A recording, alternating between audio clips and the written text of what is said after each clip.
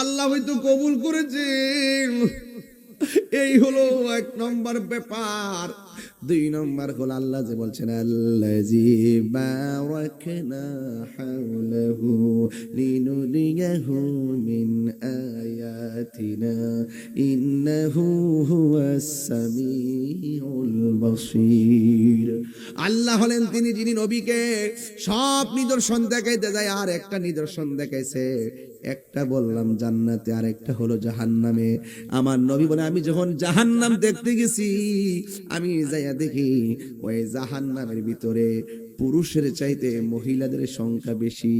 এবার নবীরে প্রশ্ন করা হয়, নবী গো, পুরুষের চাইতে মহিলার সংখ্যা কেন জাহান্নামের মধ্যে বেশি? আল্লাহর হাবিব সাল্লাল্লাহু তাআলা আলাইহি ওয়াসাল্লাম বলেন, দুইটা কারণে মহিলারা জাহান্নামে। আল্লাহু আকবার বলেন না কেন? দুইটা কারণে মহিলারা জাহান্নামী। এক নম্বর, তারা শুকরিয়া আদায় করে না, না শুকরবান্দি। দুই নম্বর, তারা কসম খায়। এই জন্য তাদের জাহান্নামে আমি সংখ্যা বেশি দেখলাম। অথচ আমার নবী তো উম্মতের দেওয়ানা। আমার নবী আপনার নবীরে প্রশ্ন করি, ইয়া রাসূলুল্লাহ, নবী গো, জাহান্নামের আগুন থেকে বাঁচার উপায় কি?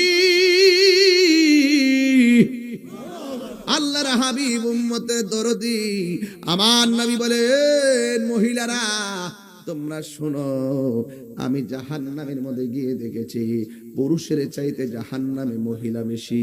এই জন্য তোমরা যদি জাহান্নামের আগুন থেকে বাঁচতে চাও, তাইলে বেশি বেশি করে দান সদকা করো। এই জন্য দান সদকা করলে আমার আল্লাহ মহিলাদেরকে জাহান্নামের আগুন থেকে হেফাজত করবে।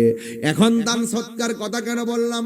রাসূল বলেন, দান এমন একটা জিনিস, আস-সাকিয়ু হাবিবুল্লাহ, দানশীল ব্যক্তি হলো আল্লাহর বন্ধু। দানশীল ব্যক্তি হলো আল্লাহর বন্ধু। এই আমার যুবক ভাইরা, দানশীল ব্যক্তি হলো আল্লাহর বন্ধু। অনুরোধ করে বলে দিয়ে যায়, আল্লাহর হাবিব সাল্লাল্লাহু আলাইহি সাল্লাম বলেন, হাসরের ময়দান যেদিন কায়েম হবে, ওই কঠিন মুসিবতের সময় সব মানুষ নিজের গামে নিজেরা সাঁতার কাটবে। কেউ কাউকে একটা সেকেন্ডের জন্য উপকার করবে না। মানুষ বড় স্বার্থপর, মানুষ বড় স্বার্থপর।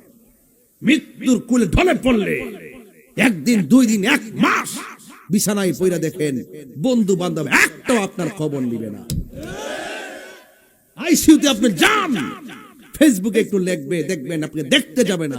সে মনে মনে ভাববে আপনাকে দেখতে গেলে তার টাকা খরচ হবে, আপনাকে দেখতে গেলে হয়তো তাকে উপকার করা লাগতে পারে, অথবা টাকা চাইতে পারে। আপনি তাকে দেখতে যান না। মানুষ বড় স্বার্থপর।